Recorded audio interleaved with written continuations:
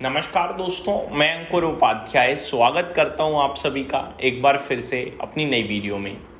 काफ़ी सारे लोग इस बाज़ार से डर रहे हैं, उसको मैं अवॉइड कर देता हूं। लेकिन काफ़ी सारे लोग ऐसे हैं जो इस बाज़ार में पैसा लगाना चाहते हैं और काफ़ी बड़ी पब्लिक ऐसी भी है जो पैसा लगाना चाहती है और ऑलमोस्ट अपना 90% तक लगा भी चुकी है। अब पैसा रह गया है थोड़ा, लेकिन गिरावट रुकने का नाम नहीं ले रही। ऐसे में क्या करें क्या ना करें, इसके बारे में मैं आप सभी के साथ डिटेल्ड वीडियो शेयर कर रहा हूँ। एक चीज़ क्लियर करना चाहूँगा वीडियो की शुरुआत में कि इस समय बाज़ार में या कभी भी बाज़ार में कोई ऐसा व्यक्ति नहीं होता जिसे पता हो कि मार्केट कितना नीचे जाएगा, कितने लेवल का बॉटम बनाएगा, कहाँ से यू टर्न मारने वाला है। किसी को कभी पता ही नहीं होता। हम सभी प्रीवियस डेटा को देखते हुए अंदाज़ा लगाते हैं कि बाज़ार कितना गिर सकता है और हमें क्या करना चाहिए, एंड दैट्स इट। इससे ज़्यादा कुछ भी नहीं है मार्केट। एंड ट्रस्ट मी, एक एक बंदा केपेबल है अंदाज़ा लगाने के लिए। एक एक बंदा केपेबल है अंदाज़ा लगाने के लिए। लेकिन जब बात अपने पे आती है ना, जब बात लाल पोर्टफोलियो होते दिखने पे आती है, जब बात आती है कि आपको डेली बेसिस पे आपका कैपिटल कम होते हुए दिखता है, तो फिर माइंड काम करना बंद कर देता है। आप हमेशा नर्वसनेस में या गुस्से में या कुछ ऐसी सिचुएशंस में जहां अर्ली डिसीजन लेना पड़ जाए, वहां ज़्यादातर गलत डिसीजन लोगे। हमेशा नोट कीजिएगा, जहां आप सोच विचार कर कर चारों तरफ से एंगल बनाकर सोचो और स्पेशली लिख कर सोच लो, वहाँ डिसीजन आप ज़्यादातर सही लेते हो।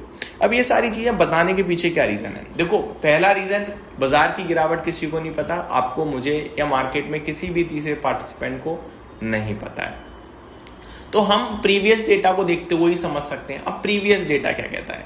प्रीवियस डेटा कहता है कि मार्केट गिरता है, मार्केट हमेशा पैनिक में गिरता है, हमेशा परेशानी में गिरता है। और अभी परेशानी बहुत बड़ी है। बेशक हमें उतनी नहीं लग रही होगी, पेंडेमिक नहीं है, कोविड नहीं है, आप घरों में बंद नहीं हो, लेकिन परेशानी बहुत बड़ी है। कैसे?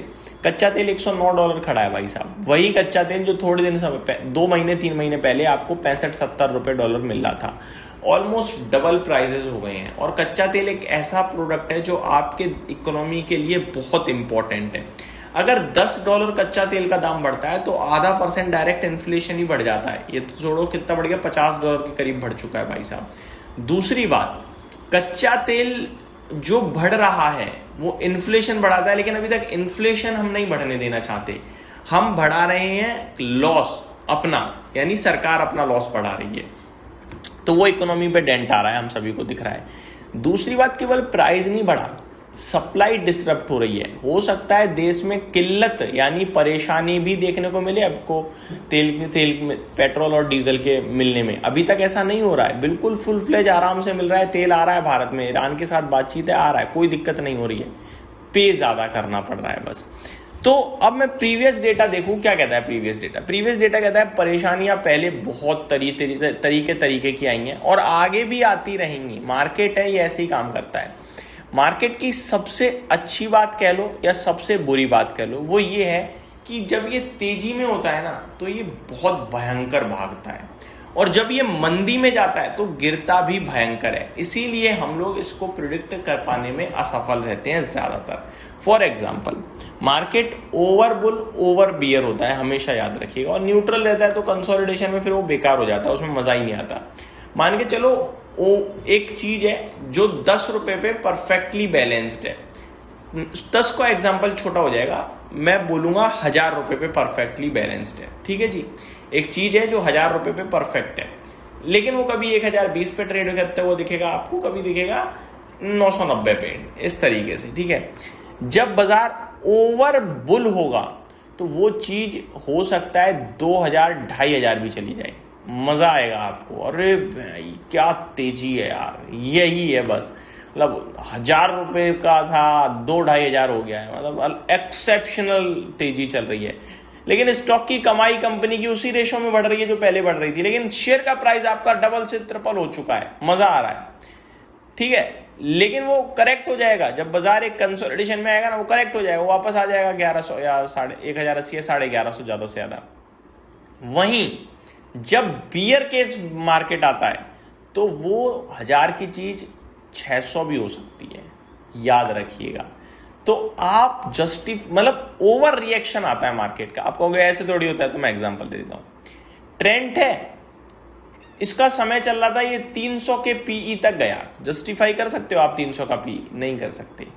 300 का पीई 8200। आज स्टॉक 70 के पीई पे धक्के खा रहा है, लेने वाला नहीं है कोई। एक और एग्जांपल देता हूं, डिक्सन टेक है, 300 350 के पीई पे चला गया था, 18-19 हजार। आज 100 के नीचे वैल्यूएशन पे मिल रहा है आपको।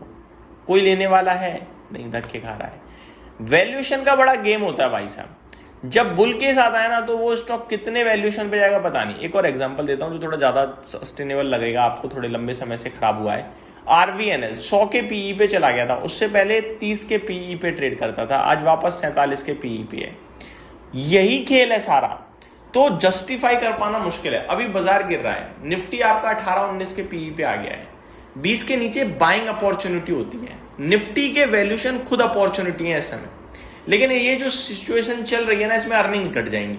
अर्निंग घटते ये वैल्यूएशन वापस से थोड़े 17 से 18 हो सकते हैं, 18 से 19 हो सकते हैं, ठीक है।